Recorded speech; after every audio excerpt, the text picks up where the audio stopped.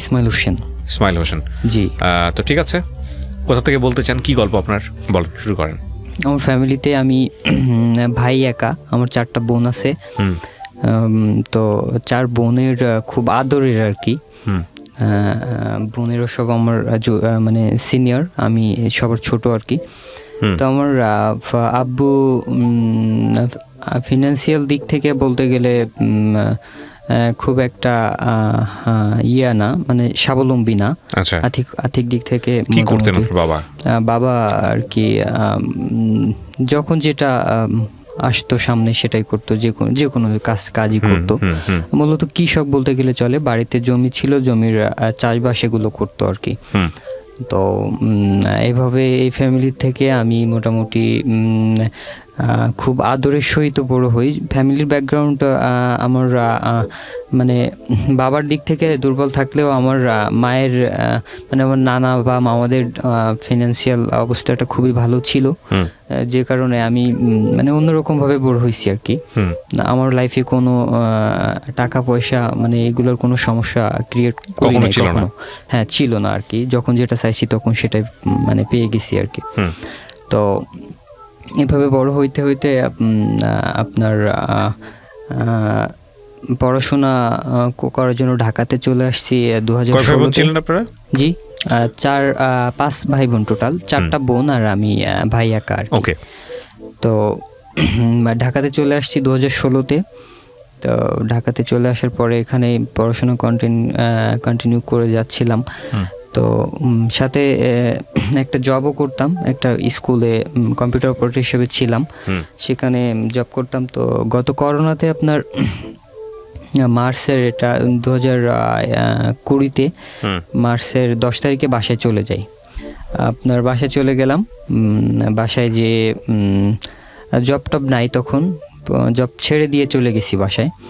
বাসায় গিয়ে বাবার আর্থিক অবস্থা যেহেতু বলেছি যে ভালো না, নিজে কিছু করার মানে এই চেষ্টাটা মাথায় সবসময় আসতো যে কিভাবে পড়াশোনার পাশাপাশি মানে একটু ইনকাম করে নিজে একটু চলতে পারি। তো এই জন্য বাসায় যে করোনার বেশ কয়েকদিন বসেছিলাম, তারপর একটা আইডিয়া আসলো ব্যবসা করব। তো আমার যে ফ্রেন্ডগুলা ঢাকাতে একসঙ্গে থাকতাম, গ্রামেরই ফ্রেন্ড, তাদের আমার একটা খুব ক্লোজ ফ্রেন্ড ছিল, ইমরান নাম। তো ওর সঙ্গে আর কি একটা ব্যবসার প্ল্যান করে ব্যবসা বাণিজ্য শুরু করলাম। ডিলারের ব্যবসা করব, এই জন্য অনেক টাকার প্রয়োজন হবে। তো ছোট করে একটা মানে অন্য একটা ব্যবসা শুরু করছি। যাই হোক, সে ব্যবসাটার কথা বলতে চাচ্ছি না। তো ব্যবসাটা শুরু করছি, মোটামুটি রানিং 2-3 মাস রানিং চলে আর কি। তো ব্যবসা আমার বাসা থেকে বেশ আমার ব্যবসার যে মানে আমার যে মানে কর্মক্ষেত্রটা, সেটা হচ্ছে আমার বাসা থেকে একটু দূরেই আর কি। 5 টাকা ভাড়া লাগে যাইতে। এটা কি ঢাকার মধ্যে? না, ঢাকার বাইরে, গ্রামে। গ্রাম বলতে কোন জেলা? গ্রামে বলতে খুলনাতে আছে, কয়রা। জি, আমার এলাকায়। তো সেখানে মানে আমি প্রতিদিন যাওয়া আসা করি, ভোরবেলা যাই, আবার যখন ইচ্ছা মানে নিজেরই ব্যবসা যেহেতু মানে ইচ্ছা মতো যাওয়া আসা করি। তো প্রতিদিন রুটিন মাফিক সকালে বের হতে হয় ভোরবেলায়। তো যাইতে থাকি। তো আমার ফ্যাক্টরির পাশেই আর কি বাসা, ফ্যাক্টরির পাশেই। তো ওখান থেকে হঠাৎ একদিন না, বেশ কয়েকদিন ওকে দেখছি আর কি। তো প্রথম দিন আমি একটা মেয়েকে দেখলাম যে ছাদে দাঁড়িয়ে থাকতে দেখছি আর কি। জি, এলাকায় বলতে আমার ফ্যাক্টরির পাশে ওর বাসা, ওর বাসার ছাদেই ও ছিল, আমি ওখান থেকে ওকে দেখলাম। একটা মেয়েকে দেখলাম, দেখার পরে আমার ভালো লেগে যায় আর কি। পরে ওর সম্পর্কে মানে ডিটেলস জানার চেষ্টা করলাম আশপাশ থেকে। তো ছোটবেলায় ওকে আমি দেখেছিলাম, কিন্তু বড় হয়ে ও যে মানে এরকমটা হয়েছে, বড় হয়ে ওকে ফার্স্ট এটাই দেখতেছি আর কি। তো ওকে দেখার পরে মানে যখন ভালো লেগে যায়, তখন আমি আশপাশ থেকে ওর ডিটেলস সংগ্রহ করার চেষ্টা করি যে আসলে ও কে, কোথায় থাকে বা কোথা থেকে আসছে, যেহেতু নতুন মনে হচ্ছে ওকে দেখে আমার। তো তারপর জানতে পারলাম যে ওর আব্বুর নামটা বললো সবাই যে ও তার মেয়ে। ওর আব্বুর নাম ছিল এনামুল। সবাই বললো যে এনামুলের মেয়ে। তো তারপর আমি দেখে অবাক হয়ে গেলাম যে ছোটবেলায় ওকে দেখেছি কিন্ডারগার্টেনে যেতে স্কুল ব্যাগ নিয়ে, আর সে মেয়েটা এত বড় হয়ে গেল। তো যাই হোক, তাকে ওকে দেখার পর ভালো লেগে যায়। তো ওর সম্পর্কে জানার চেষ্টা করলাম, জানলাম যে ওর একটা অ্যাফেয়ারের মধ্যে আছে আর কি। মানে যেহেতু ওকে ভালো লাগছে দেখে, তো ফার্স্ট টাইম তো এটাই জানার চেষ্টা করব যে ওর কোনো ব্যাকগ্রাউন্ডে কোনো রিলেশন অ্যাফেয়ার আছে কি না। তো এটা যখন জানার চেষ্টা করলাম, যে শুনলাম যে আছে আর কি, তারপরও আমি ওর সাথে ভাবলাম যে যোগাযোগ করেই দেখি। তো ওর যে ছেলেটার কথা শুনলাম যার সাথে ওর অ্যাফেয়ার আছে, ওর সাথে আমি একটু যোগাযোগ করার চেষ্টা করলাম। তো কথা বললাম বেশ কয়েকটা দিন, ওই ছেলেটার সাথে কথা বলে ওর সাথে মিশলাম, একটু মিশে ওর কাছ থেকেই ফোন নাম্বারটা কালেক্ট করলাম গোপন ভাবে। মানে ওর ফোনটা আমার কাছে ছিল, মানে ক্লোজ হয়ে গেলাম, ফোনটা আমার কাছে দিত, আমি ওর ফোন থেকেই নাম্বারটা কালেক্ট করলাম, করে ফোন দিলাম। ওই ছেলেটা আবার হচ্ছে ইয়ে করে, মানে আপনার কি বলে ডিশ লাইনে কাজ করে আর কি, ডিশ লাইনের তার এগুলা ইয়ে করে। তো ওর কাছ থেকে নাম্বার নিয়ে ও নগদে, মানে ও হচ্ছে মানে থাম্বার উপরে দাঁড়ায় আছে, মানে থাম্বায় উঠে গেছে থাম্বায়, আর আমি থাম্বার নিচে দাঁড়ায় আর কি ফোনটা দিলাম।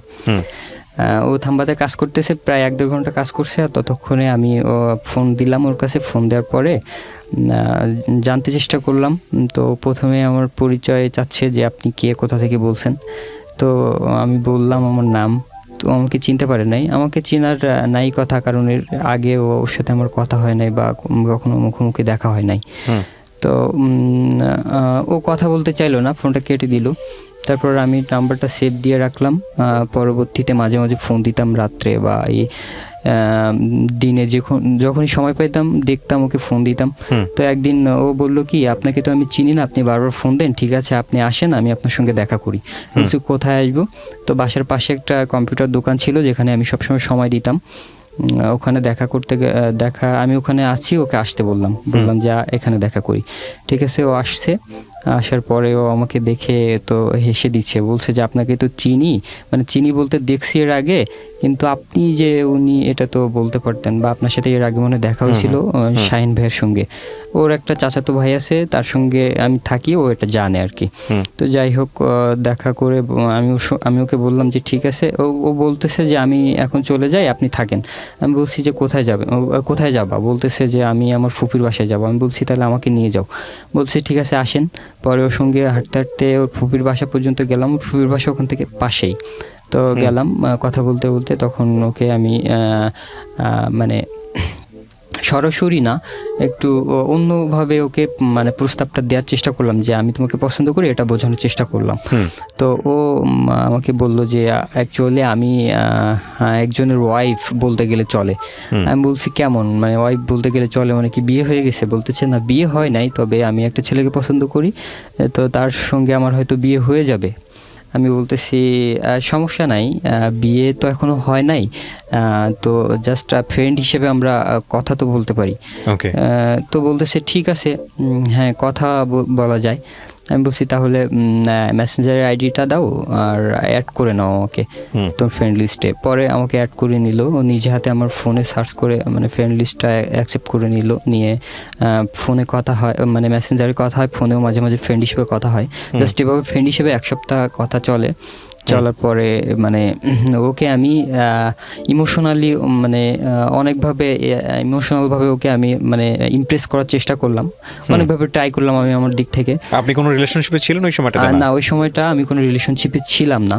তো এখানে হালকা একটু ব্যাকগ্রাউন্ডে বলি, আমি অনেকগুলো রিলেশনের সাথে এর আগে জড়িত ছিলাম, অনেক রিলেশন করতাম। আসলে বলতে গেলে চলে যে অন্যরকম টাইপের ছিলাম, নিজের সত্যটা মানে বলাই যায় যে চাইলেই একটা রিলেশনের মধ্যে ঢুকে পড়তাম বা চাইলেই একটা রিলেশনের মধ্যে থেকে বের হয়ে আসতাম, আমার ইচ্ছা মতো ইচ্ছা খুশি করতাম আর কি। তো একটা টাইম আমি এই যে ঢাকা থেকে বাসায় চলে গেলাম, গিয়ে বেশ কিছুটা দিন রিলেশন ছাড়াই ছিলাম, কোনো রিলেশন ছিল না। মানে আসলে ওর সাথে দেখা হওয়ার আগে থেকে আমার মানে বেশ কিছুদিন আগে থেকেই আমার কোনো অ্যাফেয়ার নাই বা কোনো মেয়েকে ভালো লাগে না, মানে অন্যরকম একটা মুডে ছিলাম, রিলেশনের মুডে ছিলাম না বেশ কিছুটা দিন। তো এরকম যাই হোক, তারপর ওর সাথে কথা হইতে থাকে, কথা হইতে মানে ওকে আমি ইমপ্রেস করার চেষ্টা করি। তো এক সপ্তাহ পরে ওর কথার মধ্যে আমি অন্যরকম ইয়ে পাই, যে মানে আমি বুঝতে পারতেছি যে আসলে সে ধরা দিবে আমার আমার জালে ধরা দিচ্ছে এরকম ভাব। তো এভাবে বেশ 2-3 দিন চলার পরে আমি ওকে বলি যে আসলে তোমার তো বিয়ে হয় নাই এখনো, আর যে ছেলেটার সাথে তুমি রিলেশনে আছো আসলে কি মানে বুঝতে চেষ্টা করেছো কখনো যে তুমি তার সাথে থাকতে পারবা কি না। ওকে এভাবে অনেকভাবে বোঝাই। তো একটা সময় দেখলাম কি যে ছেলেটার সাথে ও আর কথা বলে না, আমাকে বলতেছে যে বিল্লাল, ওই ছেলেটার নাম বিল্লাল ফোন দিলে আমার কেমন জানি বিরক্ত লাগে। আমি বলতেছি কেন এরকম? বলতেছে যে মানে আপনার সাথে কথা বলতে ভালো লাগে, ওর সাথে কথা বলতে ভালো লাগে না, এরকমটা। তখনই আমি বুঝতে পারলাম যে আসলেই মানে ব্যাপারটা কেমন জানি হয়ে গেছে। তারপর আমি এই জিনিসটা বুঝলাম না যে একটা মেয়ে যখন একটা ছেলের সাথে অন্য একটা ছেলে পেয়ে মানে ওই ছেলেটার কথা আমার নামে মানে খারাপ বলতো আর কি, যে ওর সাথে আমার কথা হয় না, ভালো লাগে না, এগুলো আমাকে বলতো। তো এই জিনিসটা আমি পজিটিভলি নিলাম, যে আমি যেহেতু ওর প্রতি অনেক নার্ভাস ছিলাম, ও যেটাই বলতো সেটাই আমার পজিটিভ মনে হইতো। তো যাই হোক, এভাবে বেশ চলতে থাকলো, আরও 3-4 দিন চললো। তারপর মাঝে মাঝে ওর সাথে দেখা করতে যাইতাম, মানে তখন রিলেশনটা হয়ে গেছে। আচ্ছা, রিলেশনটা হয়ে গেছে। যে ছেলের সঙ্গে বিয়ে ঠিক হয়েছে সেই ছেলেকে কি ও বাদ দিয়ে দিল নাকি পরিবার থেকে বাদ দিয়ে দিল? না, পরিবার থেকে বিয়ে ঠিক হয় নাই আসলে। ওদের বিষয়টা ছিল এরকম, ওর পরিবারের সবাই জানতো 3 বছরের রিলেশন ছিল, এটা আমি জানতাম না, পরে জানলাম 3 বছরের রিলেশন ছিল। ওই ছেলে ওর জন্য অনেক পাগল, কিন্তু সেই সম্পর্কটা ভেঙে আপনার সঙ্গে সম্পর্ক তৈরি হলো। জি। ও মানে ওই পছন্দ করতো, ওরা দুজনকে পছন্দ করতে, ফ্যামিলিগতভাবে আসলে ওদের বিষয়টা মেনে না নেওয়াতে ওদের রিলেশনটা ওভাবেই ছিল, না হলে হয়তো বা বিয়ে টিয়ে হয়ে যেত এরকম। তো ওভাবে ছিল রিলেশনটা, ফ্যামিলি থেকে একবারে মেনে নিবে না বলে দিচ্ছে। তো এই জন্য আমাকে বললো কি যে আমার রিলেশনটা অ্যাকচুয়ালি ভাঙার মূল কারণ হচ্ছে আমি ওকে পছন্দ করতেছি না, এটারও কারণ আছে। সেটা হচ্ছে যে আমি ওকে বলেছিলাম যে চলো আমরা পালায় বিয়ে করি, ও রাজি হয় নাই, এই কারণে আমি ওর সাথে আর রিলেশন রাখতে যাচ্ছি না। আমি বলছি ঠিক আছে, তোমার ইচ্ছা। তো আমাকে বলতেছে আমি ওর সাথে পালাইতে চাইছিলাম, কিন্তু তোমার সাথে কিন্তু আমি পালাইতে পারবো না। তখন আমাদের সম্পর্কটা তুমি আমির মধ্যে চলে আসছে। বলছে তোমার সাথে কিন্তু আমি পালাইতে পারবো না, তুমি কিন্তু আমার বাসায় রাজি করাবা, তারপর বিয়ে করে নিয়ে যাবো আমাকে।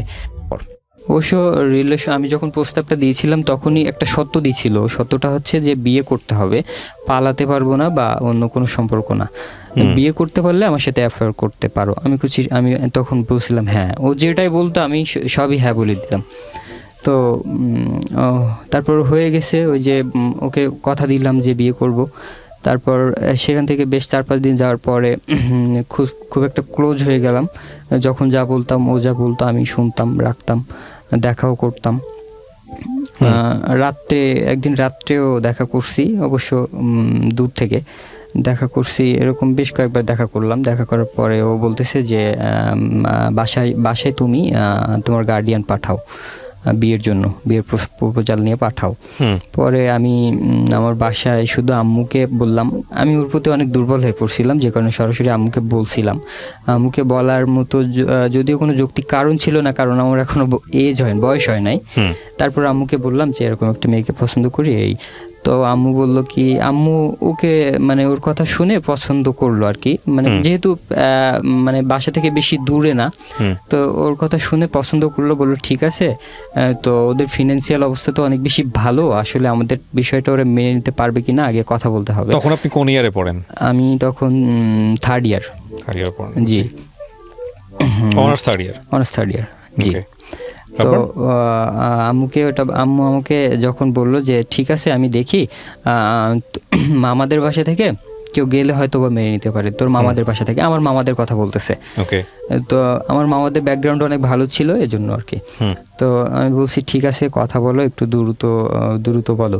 তো বলতেছে এইসব বিষয় কি দ্রুত করা যায় নাকি? তো আমি ওই যে আম্মুকে বললাম, আর তারপরে আর কখনো বলি নাই। তো আমাকে প্রতিদিন প্রেশার দিত যে বলছো, বাসায় বলছো, আমার বাসায় লোক পাঠাইছো, লোক পাঠাবা কবে? আমি বলছি যে একটা বিষয় কি হুট করে হয়? ওকে বুঝাইতাম যে একটু ওয়েট করো, ও এটার মধ্যে নাই। ও বলতেছে যে না, তুমি 1 মাসের মধ্যে সব পুরো বিষয়টা হ্যান্ডেল করে ফেলবা, যে 1 মাসের মধ্যে যেন আমাদের বিয়েটা হয়। তুমি 1 সপ্তাহের মধ্যে বাসার থেকে লোক পাঠাবা, কথাবার্তা ফাইনাল হবে, 1 মাসের মধ্যে আমাদের বিয়ে হবে। তো আমি বলছি এটা কোনো কথা যে 1 মাসের মধ্যে এটা কি হয় নাকি? বলতেছে না তাহলে হবে না, তুমি দ্রুতই করো, আমি তোমাকে ছাড়া থাকতে পারতেছি না। আমাকে ইমোশনালভাবে দুর্বল করার চেষ্টা করতেছে। তো আমি বলছি ঠিক আছে, দেখি।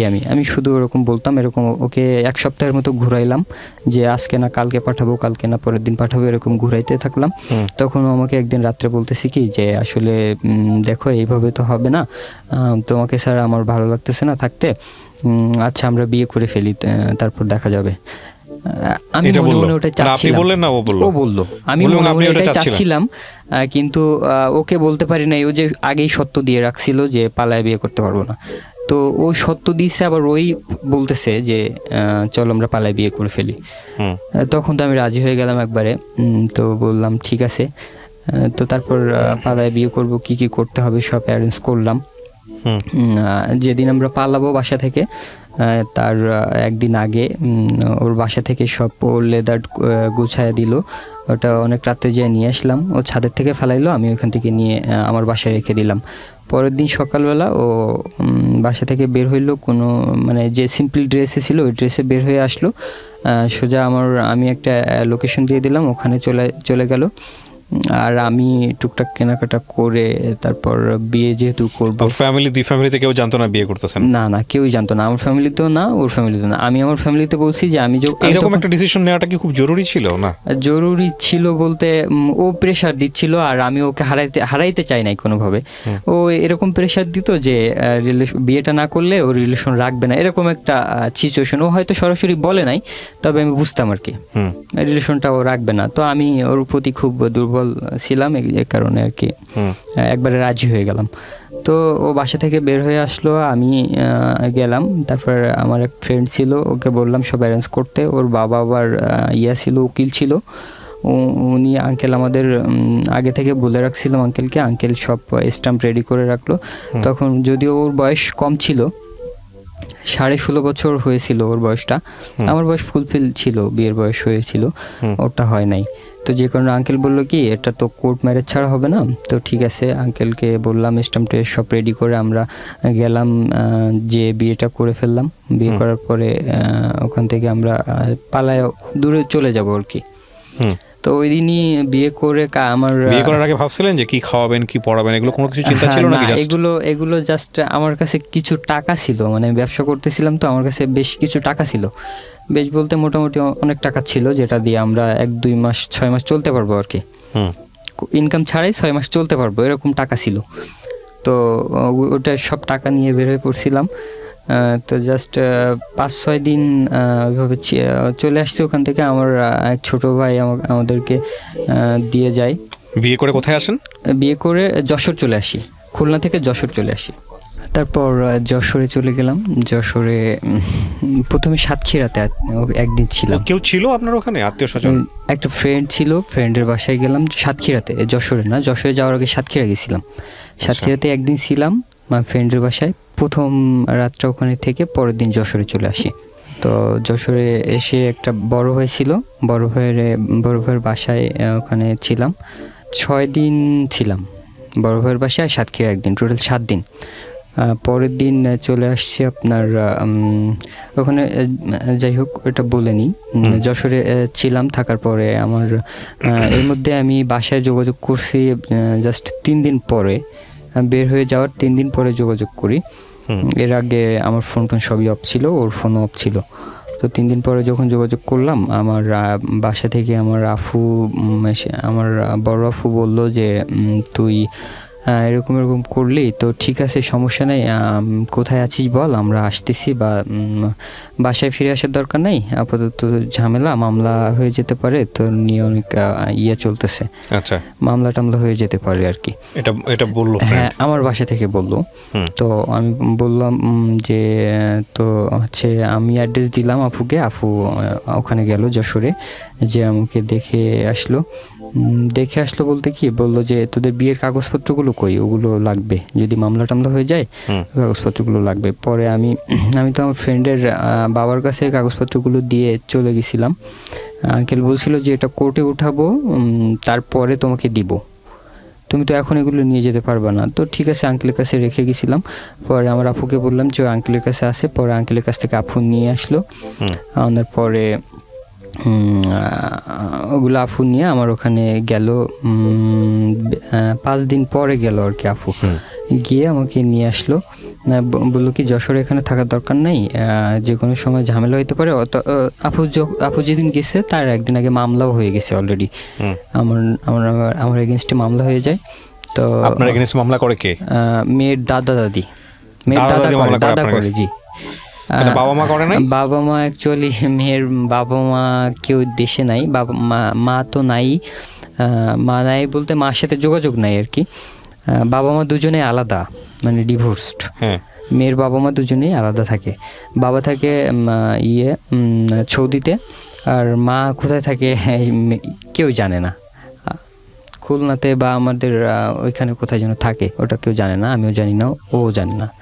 মায়ের সাথে ওর যোগাযোগ হয় না, বাবার সাথেও হয় না। ও জাস্ট দাদা দাদির কাছে বড় হয়েছে। আচ্ছা।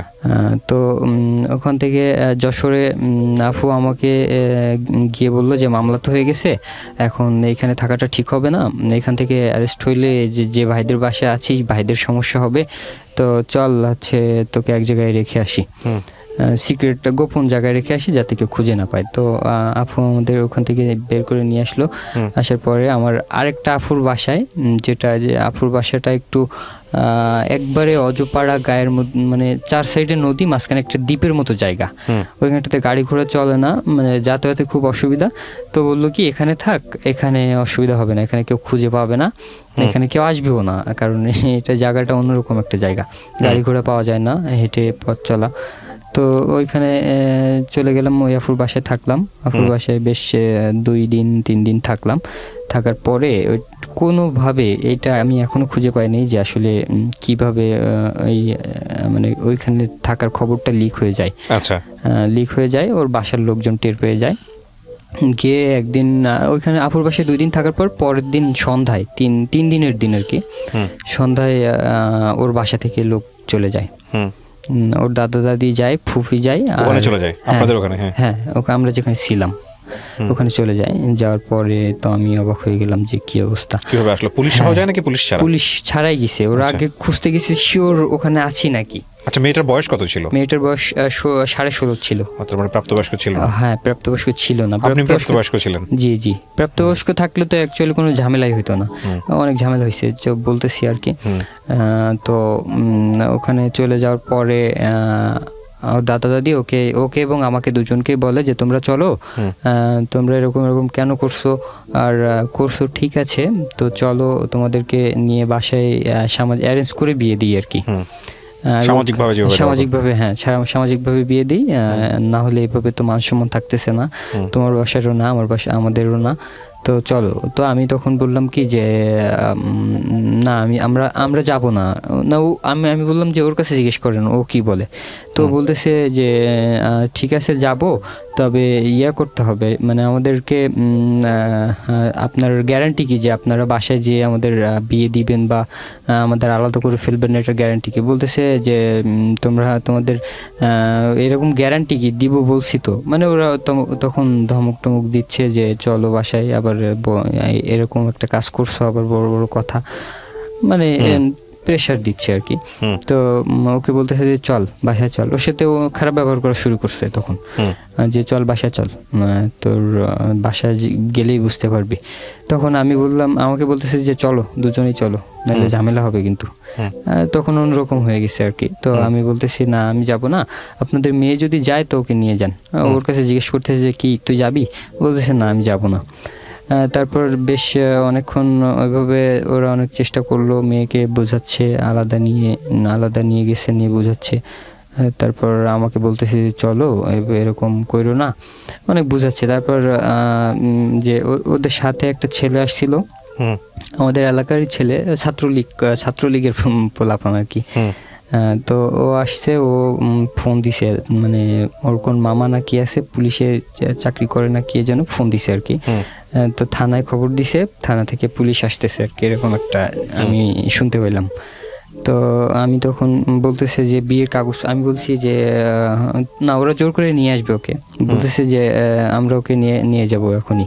তা আমি বলছি যে আমার বিয়ে করাবো, আপনারা চাইলে তো নিয়ে যেতে পারেন না, আমি যদি না চাই আপনারা নিয়ে যাবেন কীভাবে?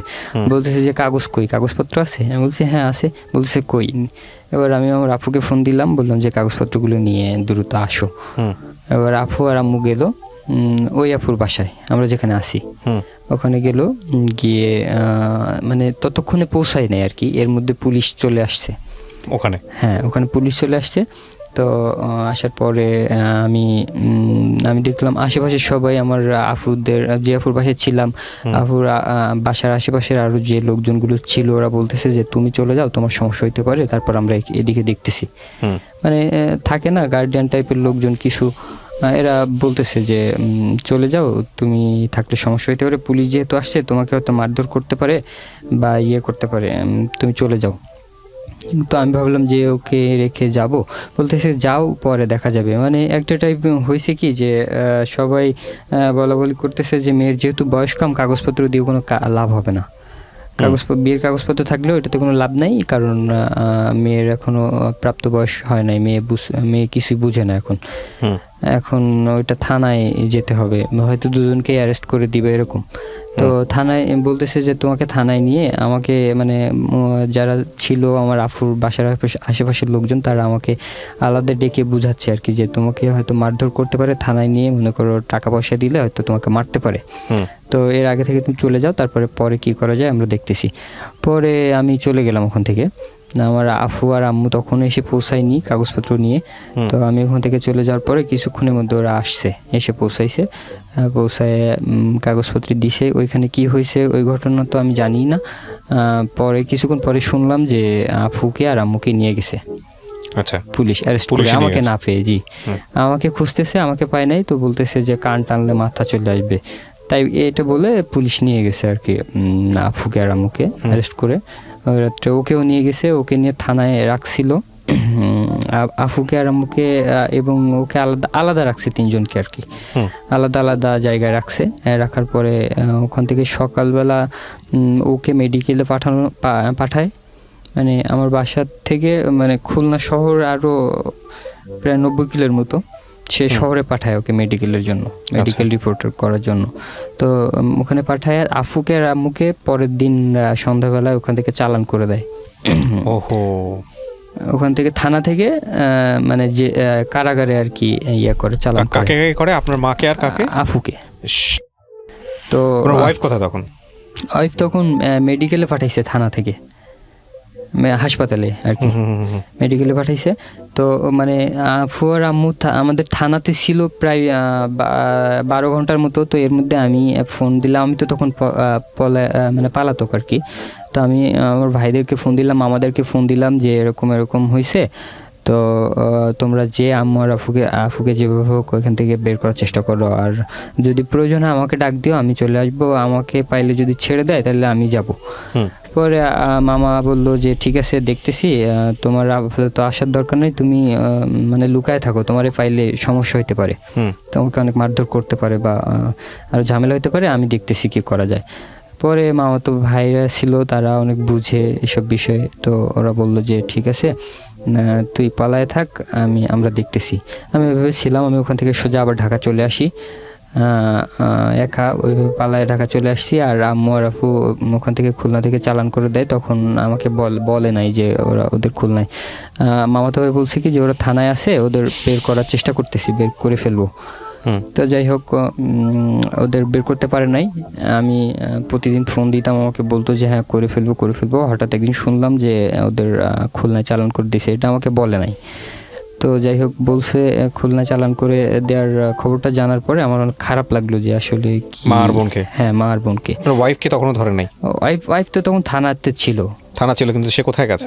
থানা থেকে খুলনা মেডিকেলে মানে ওর মেডিকেল রিপোর্ট করার জন্য পাঠাইছে আর কি। ও কি পুলিশের জিম্মায় আছে নাকি? হ্যাঁ, পুলিশের জিম্মায় ছিল। ও পুলিশের জিম্মায়, তখন আপনি হচ্ছে বাইরে জি। তো মেডিকেল রিপোর্ট করার পরে 2 দিন সময় লাগছে আর কি। 2 দিন পরে ওকে বাসায় পাঠাইছে, মেডিকেল রিপোর্ট করানো শেষে ওকে বাসায় পাঠাইছে। ওকে মানে কোথাও নেয় নাই, মানে কাস্টডিতে নেয় নাই আর কি, ওকে পাঠাইছে। বাসায় বাসায় পাঠানোর পরে আম্মু আর আফু ওভাবে ছিল, আমি ঢাকায় ছিলাম। আমি অনেক চেষ্টা করতাম, মানে চেষ্টা করতাম বলতে আমাকে তো জাস্ট ফ্যামিলি থেকে যেভাবে চালাচ্ছে আমি সেভাবে চলতেছি। আমাকে বলতেছে যে তুমি কোনোভাবে এসো না, এদিকে ধরা দিও না, পালায় থাকো। তো আমি ওইভাবে পালায় আসি। 25 দিন চলে গেল। আমি বলতেছি যে 25টা দিন হয়ে গেলো, এর মধ্যে আম্মুর আর আফুর মানে জেলখানা যে ছিল, মানে আমার আফু হচ্ছে অনেক সেন্সিটিভ টাইপের, ওইখানের খাবার তো খাইতেই পারতো না। আর যাই হোক এইসব পরিবেশের দিক দিয়ে মানে না করাতে আফু জ্বর চলে আসে, মানে মশার কামড়, ডেঙ্গু হয়, মানে অনেক খারাপ পরিস্থিতি চলে ওর মধ্যে, খুব অসুস্থ হয়ে পড়ে।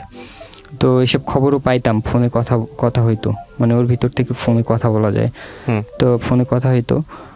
তো একদিন আমি যাইতাম মাঝে মাঝে ওখান থেকে, আমি ঢাকা থেকে মানে খুলনা চলে গেলাম। খুলনা গিয়ে মাঝে মাঝে আফুর ওখানে যে টাকা দেয়া যায় জেলখানার ভিতরে, পিসিতে টাকা দিয়ে আসতাম।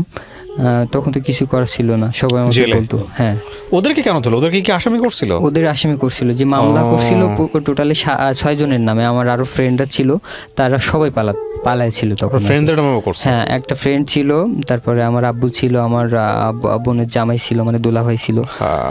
টোটাল 6 জনের নামে হয়েছে। আমি 1 নাম্বার ছিলাম, আর সবাই সিরিয়াল দিয়া বাকি 6 জন আর কি। তো তাদের থেকে 2 জনকে ওই যে ধরছে, আরো অজ্ঞাতনামা দিছে মানে অসংখ্য ব্যক্তি। তো পরে যাই হোক ওখানে মানে আম্মু আর আফু 25 দিন চলে গেল, তাও কোনো মানে ওদের জামিনের কোনো ব্যবস্থা হলো না। পরে আমি আমার মামাতো ভাই ছিল যে আর কি পুরাটা দেখাশোনা করতো, মামলা টামলা এগুলো দৌড়দৌড়ি করতো। তো মামাতো ভাইকে বললাম যে ওটা কি চাচ্ছে আসলে, টাকা লাগলে টাকা খরচ করো না। বলতেছে যে টাকা দিয়েও কোনো কাজ হবে না, এখন আমরা অনেক চেষ্টা তো করলাম, তোকে ছাড়া কোনোভাবে জামিন করানো যায় কিনা, এখন তুই না আসলে ওদের হবে না, কোনোভাবেই হচ্ছে না। এখন আমি বললাম তাহলে আমি চলেই আসি, ওদের তো শুধু শুধু কষ্ট দিয়ে লাভ নাই, মানে ওরা তো মহিলা মানুষ। আমি 2-6 মাস আমি অপরাধ যেহেতু করছি, আমি জেলখানায় থাকলে কোনো সমস্যা নাই। আমি একটা পুরুষ মানুষ, আর মহিলা মানুষকে আর কতদিন রাখা যায়। পরে বললাম যে আমি চলে আসতেছি, তুমি ব্যবস্থা করো, আমি স্যালেন্ডার করলে যদি ও ছেড়ে দেয় তাহলে হবে। পরে একটা উকিলের সাথে কথা বললো, উকিল বললো যে হ্যাঁ ও স্যালেন্ডার করলে হয়ে যাবে। আচ্ছা, তখন আমি পরের দিন গেলাম, তখন পুরা আমি 3 তারিখে মেবি মার্চের 3 তারিখে, জানুয়ারি ফেব্রুয়ারি, হ্যাঁ মার্চের 3 তারিখে আর কি স্যালেন্ডার করলাম। এতদিন পর্যন্ত আপনার বাবা মা জেলে? হ্যাঁ জেলে, বাবা তো না মা জেলে? হ্যাঁ, মা আর আফু জেলে 25 দিন। তো 25 দিন পরে আমি স্যালেন্ডার করলাম। যখন আমি স্যালেন্ডার করার সাথে সাথে ওদের জামিন হয়ে গেল। আচ্ছা, ওরা বের হয়ে আমার সাথে দেখা করতে পারছে আর কি, সাথে সাথেই জামিন হয়ে গেছে। ওকে। জামিন হয়ে যাওয়ার পরে আমার সাথে দেখা করছে, দেখা করে আম্মু বলতেছে যে আমি এতদিন জেলে থাকলাম, তোকে ভিতরে পাঠাবো না, এই জন্য, তারপরেও হইল না। যাই হোক, তুই কেন ধরা দিলি, কেন আসলি? আম্মু কান্নাকাটি শুরু করছে যে আমি তো ছিলাম ভিতরে, তো তুই কেন ধরা দিলি, তুই পালায় থাকতে পারলি না? আমি বলছি, তাই আমি কিছু বলি নাই। আম্মু কান্না করতেছে, ওইভাবে ছিল। আমি চলে গেলাম, আমাকে নিয়ে গেল খুলনাতে। আর আফু আম্মু বাসায় থাকে, বাসায় চলে আসে। ওখান থেকে আসার পরে আমি ফোনে কথা বলতাম প্রতি সপ্তাহে। তো জেলখানায় গেলাম ফার্স্ট টাইম, এর আগে তো যাওয়াটাও হয় নাই। কেমন ওখানকার এনভায়রনমেন্ট, ওখানে কি পেলেন? পরিবেশটা আসলে মানে যান্ত্রিক একটা পরিবেশ, মানে টাইমলি খাবার দিত, সবই হইতো টাইমলি, সব টাইমলি করতে হবে, টাইমের বাইরে হইলে কোনো কিছুই হবে না। মানে চাইলে এই টাইমে গোসল করতে পারবে না, এটা না ওটা না। আর আপনার মেইন সমস্যা হচ্ছে মানে ঘুমানোর মতো সিচুয়েশন নাই, মানে মশা, তারপরে গরম, মানে সব দিক দিয়ে মনে করেন একটা মানে খুবই খারাপ, বাজে, নোংরা, পুরো নোংরা পরিবেশ। খাবারগুলা মনে করেন তো খাওয়াই যায় না। কেন? খুব বাজে খাবার? বাজে খাবার বলতে খাবারগুলোর মধ্যে এক ধরনের মেডিসিন দেয়, মানে সেক্স অ্যাবনর্মাল করার জন্য। ওইটার একটা বাজে গন্ধ আসে, প্লাস আপনার ওই খাবারটা খাওয়াই যায় না, শুধু সিদ্ধ করা জাস্ট, আর কিছু না। লবণ মরিচ মানে কোনো মশলাই না, শুধু সিদ্ধ করা। তো যাই হোক, আমি ওখানে ভিতরে আবার ক্যান্টিন আছে, ওটাই মূলত হচ্ছে মানে ব্যবসা করার উদ্দেশ্যে খাবারটা ওরকম করে রান্না করে, যাতে সবাই ক্যান্টিন থেকে খাবার কিনে খায়। ওর ভিতরে খাবার কিনে খাইতাম। তো মোটামুটি ছিলাম মানে 1 সপ্তাহ, 12 দিনের মতো। খুব কষ্ট, মানে খুব খুব খারাপ লাগতেছিল। 10-12 দিন পরে ফোন দিলাম বাসায়, মানে প্রতি সপ্তাহে একবার করে কথা বলা যেত, তো পরের সপ্তাহে ফোন দিলাম, দেওয়ার পরে শুনলাম যে ও নাকি আমার বাসায় চলে আসছে। আচ্ছা, যাকে বিয়ে করছেন? হ্যাঁ, যাকে বিয়ে করছি ওকে নিয়ে বাসায় আটকায় রাখছিল। ও ওখান থেকে মানে ফোন টোন সব ও নিয়ে নিছিল। ও অনেক কষ্ট করে আপুর সাথে যোগাযোগ করছে। আপু বাড়ি যাওয়ার পরে আপুর সাথে যোগাযোগ করে আপুর কাছে চলে আসে, বাড়িতে চলে আসে আর কি, আমাদের বাড়িতে। আমার আপু আবার আমাদের বাড়িতেই থাকে আর কি। তো আমাদের বাড়িতে চলে আসে। আসার এই খবরটা শোনার পরে আমার অনেক ভালো লাগছে আর কি। আমি বের হয়ে ওকে পাবো এরকম একটা আশা নিয়ে আবার ছিলাম। তো এটা শোনার পরে মনে করেন আমার মনে হইতো না যে আমি জেলখানার মধ্যে আসি। আর কয়টা দিন গেলেই আমার জামিনটা হয়ে যাবে, জামিনটা হয়ে গেলে আমি বের হলে ওকে পাবো, এরকম একটা মানে খুবই ভালো লাগতো। তখন আর জেলখানা মনে হইতো না, মনে হইতো না যাক ঠিক আছে। সবার সাথে মানে সেটাই বলতাম যে এরকম বের হয়ে ওকে পাচ্ছি, গল্প করতাম। তো যাই হোক, অনেক আশা ছিল আর কি ওকে বের হয়ে আবার পাবো। তো আমার 3 মাস এইভাবে 3 মাস 6 দিন চলে গেল। 3 মাস 6 দিন পর আমার জামিন হইলো। 3 মাস 6 দিন পরে যখন জামিন পেলাম, জামিন পেয়ে বাসায় আসছি। এসে বাসায় আসি না, বের হয়ে শুনি যে ও নাই আর কি। আমার বাড়িতে ছিল, ওখান থেকে আবার পালায় চলে গেছে আর কি। পালায় চলে গেছে? আবার রাত্রে পালায় চলে গেছে, মানে আমি বিষয়টা বুঝলাম না, এখনো বুঝি না। আবার রাত্রে 2টার দিকে উঠে, মানে সবাই শোয়া ছিল, ঘুমের মধ্যে ছিল। তো আমার বাসায় ওই কয়টা দিন এসে আমি গল্পে শুনলাম এসে যে ওই কয়টা দিন এসে আমার বাসার পরিবেশের সাথে আম্মু আব্বুর সাথে আপুর সাথে সবার সাথে এমনভাবে মিশছে যে ও চলে যাওয়াতে তারা মনে করেন আপসেট পুরা, মানে তারা অনেক মানে হয়ে গেছে। কোথায় গেল? ওর বাড়িতেও যায় নাই? ওর বাড়িতে বলতে ওর বাড়িতেও যায় নাই, ওর একটা ফুপির বাসা, সেখানে গেছে। ওর ফুপি আসতো মানে আমাদের বাড়ির পাশে ওর আর একটা ফুপি আছে। তো ওই ফুপি আমাদের বাড়িতে মাঝে মাঝে আসতো ও থাকা অবস্থায় আর কি, এসে খোঁজখবর নিত। তো আমার বাসার কেউ মাইন্ড করে নাই যে আসলে ওর ফুপি তো এসে দেখে যায় এই, আর আমাদের বাড়ির পাশের যেহেতু কোনো ক্ষতি করবে না। তো ওই ফুপি ওকে নিয়ে যায়, মানে করে যোগাযোগ করে ওকে বলে যে এরকম টাইমে চলে আসবে সেই, যাই হোক যোগাযোগ করে ও ফুপির বাসায় চলে যায় রাত্রে 2টা-3টার দিকে উঠে। পরে আম্মু হঠাৎ করে আম্মুর পাশেই ঘুমাইছিল, ওইখান থেকে চলে গেছে, আম্মু জানে না। তো আম্মু হঠাৎ রাত্রে উঠছে বাইরে যাওয়ার জন্য, উঠে দেখে যে ও নাই। পরে খোঁজাখুঁজি শুরু করছে, ভোর হয়ে গেছে, ভোর পর্যন্ত খুঁজে এখানে সেখানে খুঁজে কত জায়গায় খুঁজছে, ওকে পায় নাই। তো না পেয়ে সবারই ফোন টোন দিল যে মানে ও আমাদের বাসায় ছিল, এখান থেকে হারায় গেলে মনে করেন আবার যদি গুম মামলা টামলা দিয়ে দেয় তাহলে একটা বিপদ, অন্য একটা মামলা হয়ে যাইতে পারে। তো খোঁজাখুঁজির পরে যখন না পাইলো তখন ওই যে ওর ফুপির বাসায় খুঁজতে গেল, খুঁজে যেয়ে দেখে ওখানে ঘুমাচ্ছে। আচ্ছা, বাইরে মানে সবাই খুঁজতেছে আর ওখানে যে ঘুমাচ্ছে। পরে ওকে যে ডাক দিলে ও বলতেছে যে আমি যাব না, আমার ভালো লাগতেছে না। তবে আমাদের বাসায় গিয়ে, মানে আমাদের বাসায় যে কদিন ছিল, মানে কোনোভাবে কেউ বুঝতে পারেনি যে ওর এখানে খারাপ লাগতেছে বা ও শুধু একটাই কথা বলতো নাকি আম্মুকে যে ওকে তাড়াতাড়ি বের করেন, আমার আর ভালো লাগতেছে না এরকম। মানে ও যাওয়ার 1 সপ্তাহ আগে নাকি বলছিল আম্মুকে যে ওকে যদি তাড়াতাড়ি বের না করেন, ওই 1 সপ্তাহের মধ্যে ওকে বের করবেন, না হলে কিন্তু আমি দাদু বাড়ি চলে যাব, এরকম বলছে। আম্মু ভাবছে কি যে ওকে হয়তো তাড়াতাড়ি খারাপ লাগতেছে ওর জন্য, তাই এরকম বলতেছে। তবে আমার বের করানোর জন্য মানে চেষ্টা চলতেছে আর কি। তো একটা মামলার একটা ডেট থাকে আর কি, যে অপহরণ মামলা এতদিন না হইলে বের হইতে পারবে না। আমার মামলাটা ছিল অপহরণ আর কি।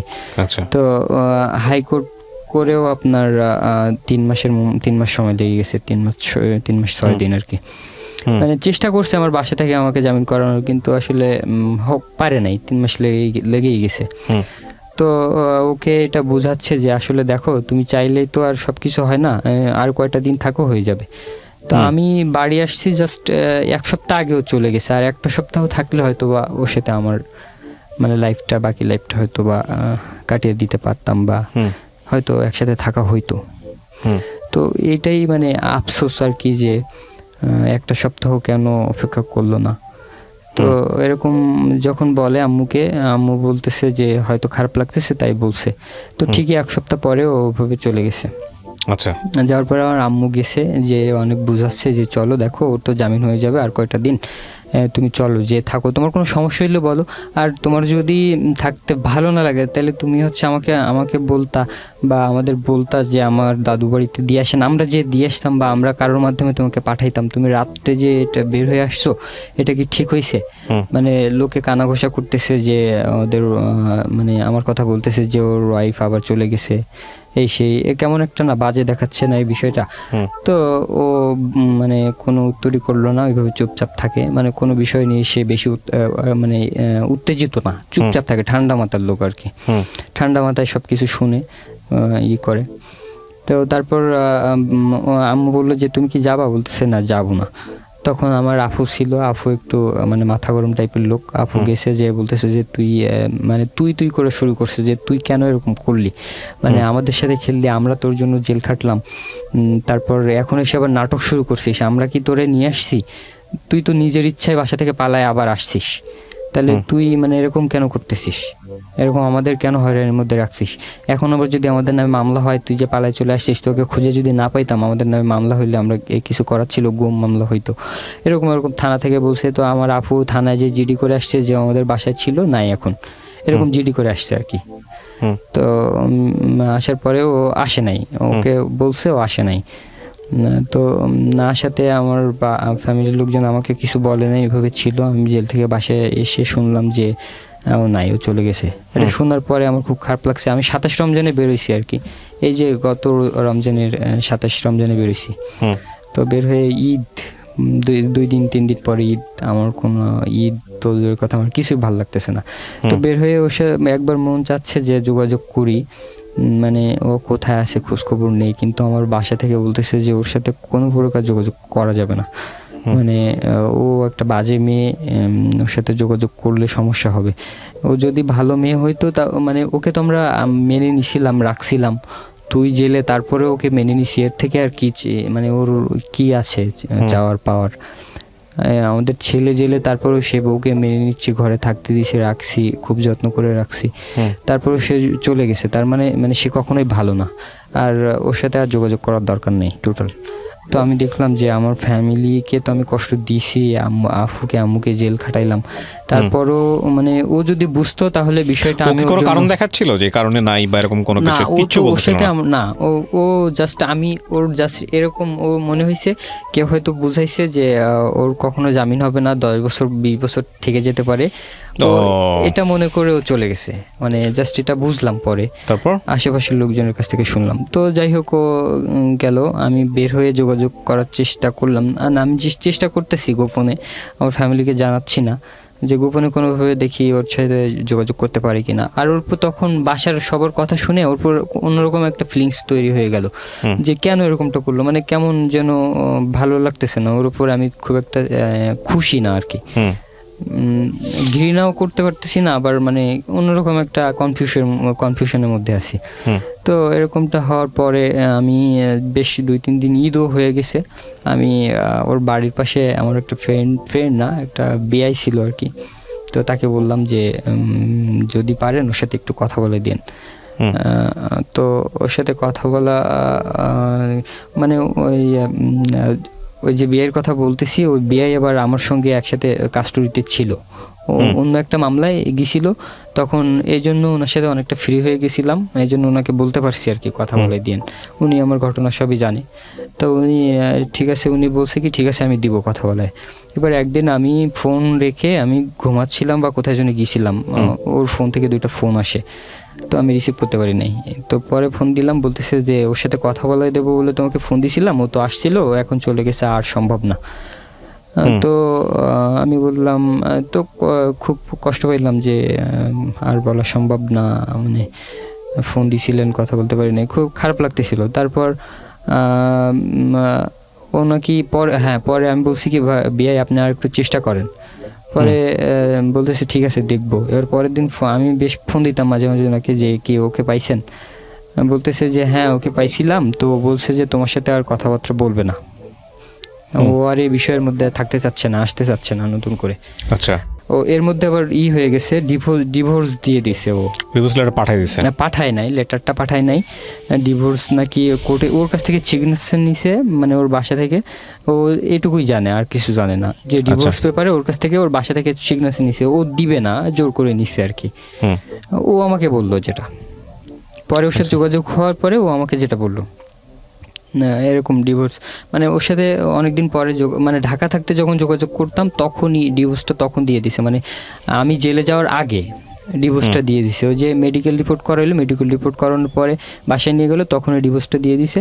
তো তখন ডিভোর্স দেওয়ার পরে ওর সাথে আমার কথা হইতো, আম্মু যখন জেলে ছিল তখন কথা হইতো। তো বলছে যে এরকম ডিভোর্স তো আমার বাসা থেকে জোর করে দিয়ে দিছে, তো এই ডিভোর্স আমি মানি না। আমি বলতেছি ডিভোর্স মানি না, তুমি মানবা কি? আমিই তো মানি না। তুমি বলতেছে যে আমার কাছ থেকে তো জোর করে সিগনেচার নিছে, তো এটা সমস্যা নেই। বলছি ঠিক আছে। তারপর ওই যে বিয়ের কথা বলতেছি, বিয়ে বলছে যে ও আজ তোমার সাথে কথা বলতে চাচ্ছে না। তো কথা বলতে আমি যখন শুনলাম যে ওর সাথে কথা বলবে না, তখন আমিও আর এগোলাম না, আমি ওইভাবে ছিলাম বাসাতে। মানে কি আপনাদের মধ্যে কোনো কথাই হয়নি সরাসরি এরপরে? না, ওর পরে আর কোনো কথাই হয় নাই, জাস্ট দুইটা দিন আগে কথা হয়েছে। হ্যাঁ, কথা হয় না এইভাবে। ছিল, আমি ঢাকাতে চলে আসছি, এসে আমি আমার মতো গুছাচ্ছি আর কি। তো হঠাৎ করে আমার বাসায় সবার সাথে, মানে আমার প্রতিদিন 2-4 বার করে কথা হয় আম্মুর সাথে, আপুর সাথে। তো আম্মু বলতেছে যে আজকে গেছিলাম, এই 2 দিন আগে আর কি, 2 থেকে 3 দিন আগে আম্মু বলতেছে যে আজকে ওদিকে গেছিলাম, ওদের বাসার দিকে। আম্মু আমার সাথে এমনি জাস্ট বলছে, জানে যে আমি ওর সাথে যোগাযোগ করব না আর করতেছি না। এটা আমার বাসার সবাই মানে একদম হয়ে গেছে, মানে সবাই শিওর হয়ে গেছে যে আমি ওর সাথে যোগাযোগ করতে চাচ্ছি না, বা আমার মন উঠে গেছে ওর উপর থেকে। এরকমটাই আসলে, এরকমটা হয় নাই। তো আমি বাসার সবাইকে এরকম বুঝাইছি যে ওর প্রতি আমার কোনো নাই আর, মানে দুর্বলতা নাই। তো এজন্য সবাই আমার উপর বিশ্বাস করে। আম্মু আমাকে কালকে বলতেছে কি যে ওদিকে গেছিলাম, যে দেখি এরকম ও রাস্তা দিয়ে আসতে যে ওদের বাসা দেখা যায়, বাসার ভিতরটা দেখা যায় পুরা। দেখতেছি যে ও অসুস্থ, কে যেন ওকে মানে হাত ধরে নিয়ে যাচ্ছে গোসল করায়। মেয়েটা অসুস্থ? হ্যাঁ। তো মানে বিয়ে হয়ে গেছে, এর মধ্যে আবার বলি, বিয়ে তো হয়েই গেছে। বিয়ে হয়ে যাওয়ার মেয়েটার বিয়ে হয়ে গেছে? হ্যাঁ, মেয়েটার বিয়ে হয়ে গেছে জাস্ট আমি জেল থেকে বেরোনোর পরে। আচ্ছা, মানে যে ছেলেটা বিয়ে করেছে সে কি সবকিছু জেনে শুনে বিয়ে করেছে? আসলে ওই যে বলছিলাম যে একটা ছেলের সাথে ওর অ্যাফেয়ার ছিল 3 বছরের, ওই ছেলেটাই বিয়ে করেছে? ওই ছেলেটা বিয়ে করেছে। ওই ছেলেটা বিয়ে করতে রাজি ছিল না। তো তখন এই মেয়ের বাসা থেকে আর কি, মেয়ের দাদা দাদি বলতেছে যে তুমি তো 3 বছরের জন্য কানাকাটি করছো, তোমার জন্য ওকে ফিরায় আনছি, এরকম। ওই ছেলেটার সাথে মানে এরা অনেক জোর করে মতো আর কি বিয়ে দিছে। তো ওই ছেলেটা মানে হয়তো বা কেউ না চাইলে তো জোর করে দেয়া যায় না। ওই ছেলেটার বক্তব্য যে আমি বিয়ে করতে চাই নাই আর কি, জোর করে ওরা আমাকে দিছে। আমি বলছি মানে আমার সাথে বলে নাই, আশেপাশের লোকজনের সাথে এরকমটা আর কি বলতেছে। তো ওর সাথে যখন বিয়ে হয়ে গেছে, ওই দিন রাত্রে আমি ওর বাসার আশপাশ দিয়ে ছিলাম, মানে আমি বাড়িতেই ছিলাম তখন। তো আমার কোনো ফিলিংসই আসে নাই, বিয়ে করতেছে করুক, সমস্যা নেই, আমার কোনো ফিলিংস আসে নাই ওর প্রতি। ও নিজের ইচ্ছায় বিয়ে করতে যখন রাজি হয়েছে, তখন ফিলিংস আসাটা কি স্বাভাবিক। আমি ওর প্রতি এক প্রকার ঘৃণা করার চেষ্টা করতেছি, কিন্তু আসলে ওকে ঘৃণা করতে পারতেছি না এখনো পর্যন্ত, মানে ওর প্রতি ঘৃণাটা আসে না আর কি। তো যাই হোক, বিয়ে হয়ে গেছে, আমি ঢাকায় চলে আসছি। ঢাকায় এসে এই তো 1 মাস হয় নাই, বা হয়েছে 1 মাস। এই গল্পটা আপনি কেন বললেন আজকে রেডিওতে? এই গল্পটা জাস্ট আমি আমার যতগুলো ফ্রেন্ড আছে, বা খুব কাছের কেউ না, যারা আমার বিষয়গুলো জানে আর কি, তারা তো জানেই। আর নতুন করে আমি কাউকেই বলি নাই, জাস্ট আমার দূরের যতগুলো ফ্রেন্ড আছে সবাই জানে আমি বিয়ে করছি, কারণ আমি ফেসবুকে পোস্ট করছিলাম গট ম্যারিড, সবাই জানে বিয়ে করছি, সবাই বউর কথা জিজ্ঞেস করে। আমি আসলে নিজের ইয়েটা কারোর সামনে প্রকাশ করতে পারি না, আমি কাউরে বলতে পারি না যে আমার ওয়াইফ নাই, ও চলে গেছে, জেল হয়েছে, এতদিন হয়েছে, জেল টেল হয়েছে, এগুলো কেউ কিছু জানে না। সবাই শুধু জিজ্ঞেস করে যে তুমি কোথায় ছিলা, এতদিন কোনো খোঁজ নাই। আমি বলছি যে বিয়েটা করছি, তো একটু ব্যস্ত ছিলাম আর কি। তো সবাইকে এরকমটা বলি, সেটা তো ঠিক আছে। হ্যাঁ, আমি আপনার প্রশ্নের উত্তরটাই দিচ্ছি এই কথার মাধ্যমে। তো নিজের মধ্যে একটা মানে চাপা আছে, মানে কথাগুলো চাপা আছে আর কি, অনেক জ্যাম মনে হয় যে আমি কারোর সাথে শেয়ার করতে পারি না, জাস্ট এই জন্য আর কি এই গল্পটা শেয়ার করা। নিজের আপনার বোঝাটা শিক্ষা কি কমাতে এই হচ্ছে। গল্পটা থেকে? আপনার নিজের শিক্ষাটা কি? আমার নিজের শিক্ষা হচ্ছে যে আমি অল্প অল্প কয়েকটা দিনে যে ওর সাথে যে ডিসিশনটা নিলাম এটাই ভুল হয়েছে আমার। ভুল ডিসিশনটা নেওয়ার কারণে আজকে আমার এই অবস্থা। আসলে বিয়েটা না অনেক বড় একটা ব্যাপার, এবং কত বড় ব্যাপার আমাদের সেটা- জীবনের। একটা মানুষকে যখন আপনি নিজের জীবনের জন্য চুজ করছেন, জি, এই মানুষটা আদৌ আপনার জন্য উপযুক্ত কিনা সেটা Exactly, জেনে exactly. শুনে তারপরে এই বিয়েটা করা উচিত। এক্স্যাক্টলি এই জিনিসটা আমি বুঝি নাই। হ্যাঁ, এটা আসলে যারা করেন না তারা বুঝবেন, এটা যারা করেন তারা আর একটু করার ছোট- পরে বুঝে, আসলে তখন আর বুঝেও লাভ নাই, এই Exactly, হচ্ছে বিষয়। এটা আসলে এখন বুঝতেছি। তখন একটা জিনিস বুঝতাম কি, আমার একটা ছোট ভাই ছিল, ওর একটু ছোট্ট স্টোরি বলি। আমার একটা ছোট ভাই ছিল যাকে আমি নিজে হাতে বড় করছিলাম এক প্রকার বলতে গেলে চলে। আমার আপন তো কোনো ভাই নেই, ছোট ভাই, মামাতো ভাই। তো ছোটবেলায় আমি যেভাবে বড় হয়েছি ওকে মানে ওকে আমি নিজে হাতে তৈরি করছি এক প্রকার বলতে গেলে চলে। ওর পড়ালেখা সব কিছু দিয়ে আমি সাপোর্ট করতাম সব দিক দিয়ে। আমি অ্যাডভাইস করতাম, আমি যেভাবে বলতাম ও সেভাবে চলতো আর কি। তো হুট করে ও এরকম চেঞ্জ হয়ে গেছে যে আমার সাথে মানে যোগাযোগ করে না। তো একটা রিলেশনের মধ্যে জড়ায় আমার সাথে যোগাযোগ করে না আর কি। তো শুনলাম যে মানে একটা মেয়েকে পছন্দ করে তাকে বিয়ে করবে আর কি। তো আমি এটাতে আমার একদিন বলতেছে যে ভাই আমি বিয়ে করবো, এই আমার থেকে আরো 2 বছরের জুনিয়র। তো আমি রাজি ছিলাম না। আমি বলতেছি এখন তোমার বিয়ের বয়স হয়েছে, তুই বিয়ে করবি। পরে ও চুরি করে বিয়ে করে ফেললো। বিয়ে করে ফেলার পরে হচ্ছে আমার অনেক হেল্প নিছে এর আগে, কিন্তু আমি আসলে বিয়েতে রাজি ছিলাম না। তারপরে অনেকভাবে হেল্প করছি। আমি বলতেছি যে পাগল হয়ে গেছি পুরা। তো বলতে আমি অনেক হেল্প করছি বিয়ের জন্য, যে কোথায় কিভাবে গেলে কি করতে হবে, ও তো জানে না এগুলো। তো ওকে সব অ্যাডভাইস দিলাম। পরে বিয়ে করে ফেলছে একদিন চুরি করে। বিয়ে করে ফেলার পরে দেখলাম কি যে ও সুন্দর একটা পরিবেশ গুছায় নিছে। বিয়ে করে আগের মতো আর নাই। আগে ছিল অগোছালো, তারপরে মানে ঠিকঠাক মতো রেগুলার বাসায় ফিরতো না, রাত্রে কোথায় থাকতো নিজেও জানতো না। বিয়ের পরে দেখলাম কি ও সুন্দর একটা পরিবেশ তৈরি করে নিছে। তারপর নিজে ব্যবসা দাঁড় করাইছে। ওকে দেখে আমার কেন জানি মনে হইলো যে বিয়ে করলে মানুষ চেঞ্জ হয়ে যায় আর মনে হয় ভালো থাকে। তো ওকে দেখে আমার আর এরকম আমার লাইফটা এরকম একটা পর্যায়ে চলে গেছিল যে আমি বিয়ে করতে বাধ্য হয়েছি। আর সেটার কারণ হচ্ছে আমি যদিও নিজেরটা কিভাবে বলি, আমি ফিজিক্যাল রিলেশনের মধ্যে এমনভাবে অ্যাট্রাক্টেড হয়ে গেছিলাম যে আমার মনে হইতো প্রতিটা মুহূর্তে মনে হইতো যে আমি বিয়ে করলে হয়তো বা আমার এই সাইডটা এখান থেকে বের হয়ে আসতে পারবো। এটা খুব ভালো একটা ইন্টেনশন। হ্যাঁ, আমার সব থেকে কষ্টটা কোথায় জানেন ভাইয়া? আমার কষ্টটা এখানে যে আমি যখন এইসব বাজে কাজগুলো করতাম, বাজে কাজের মধ্যে মানে যেভাবে হোক আর কি জড়ায় গেছিলাম। তো আমি সবসময় মুক্তি চাইতাম আল্লাহর কাছ থেকে যে আল্লাহ আমি নিজের মনকে তো মানে করতে পারি না, মানে নিজের মনকে বোঝাই যে আল্লাহ এগুলোর মধ্যে আর কখনো যাব না। কিন্তু আবার কেন জানি হয়ে যায়, মানে ওর মধ্যে নিজে জড়ায় পড়ে নিজেও বুঝতে পারি না। তো ভাবতাম কি যে বিয়ে করলে এটার মধ্যে থেকে বের হয়ে আসতে পারবো। তো বাসায় তো এগুলো বলতে পারতাম না।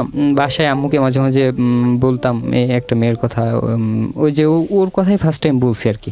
আর এর আগে পরে যত রিলেশন ছিল আম্মুকে টুকটাক বলতাম আর কি। তো ওর কথা সিরিয়াসলি বলছিলাম। আর ওই সময়টাতে আমার অনেক বেশি প্রতিটা দিন মনে হইতো যে বিয়ে করব আর ভালো লাগে না। সব ফ্রেন্ডদের বলতাম যে বিয়ে করব। কি সবাই বলতো যে কি খাইতে দিবা, কি খাইতে দিব সেটা পরের বিষয়। ওই যে তখন ওই ছোটো ভাইয়ের উদাহরণটা দিতাম যে ও তো কিছুই করে না, জাস্ট পড়ালেখাও ঠিকঠাক মতো করে নাই যে ও তাই করে খাওয়াবে। কিন্তু ঠিকই ও বিয়ের পরে ওর বাসা থেকে মানে ব্যবসার জন্য সুযোগ করে দিছে, ওর শ্বশুর বাড়ি থেকে টাকা পয়সা দিছে, ব্যবসা করতেছে। ব্যবসা করেও এখন ভালো প্ল্যাটফর্মে আছে, ভালোভাবে করছে। আসলে ওইটাই বলবো আমি। আপনি দেখুন, আপনি নিজেও একটা ভালো বিশ্ববিদ্যালয়ে পড়াশোনা করেন, আপনার নিজেরই রিয়েলাইজেশনটা আছে। আমাদের জীবনে এই জায়গাটাতে আমাদের ভুলের কোনো শেষ নাই, আমরা সবসময় ভুল করে শিখি। তবে একটা জিনিস যেটা মোটা দাগে বোঝাই যায় যে বিয়ের বয়স হওয়া এবং একটা মানুষকে জেনে শুনে বিয়ে করা, ওই মানুষটা আপনার জীবনের জন্য কতটুকু গুরুত্বপূর্ণ সেটা ভাবার জন্য যথেষ্ট সময় নেয়া। এই জায়গাগুলোতে আমরা শুধুমাত্র ইমোশন দিয়ে যেন কোনোভাবেই এই বিষয়টাতে সিদ্ধান্ত না নিই, এটাই শুধু বলার। সেটাই মানে আসলে আমি মানে তখনও বুঝতে পারছিলাম যে আসলে এটা কি ঠিক করতেছি, কিন্তু কেন জানি মনে হইলো যে বিয়েটা করলে হয়তো বা সব ঠিক হয়ে তো যাইতেও পারে। মানে ঠিক আছে, জীবন থেমে থাকবে না, জীবন হয়তো ভালো একজন মানুষ আসবে, তবে এটা হ্যাঁ, থেকে অনেক তবে বড় একটা মানে শিক্ষা। ন্যাচারালি আমার সাথে যেটা হয়েছে মানে হয়তো বা এরকমটা হয়েছে যে মানে এটা তো আল্লাহ না চাইলে তো কোনো কিছু হয় না।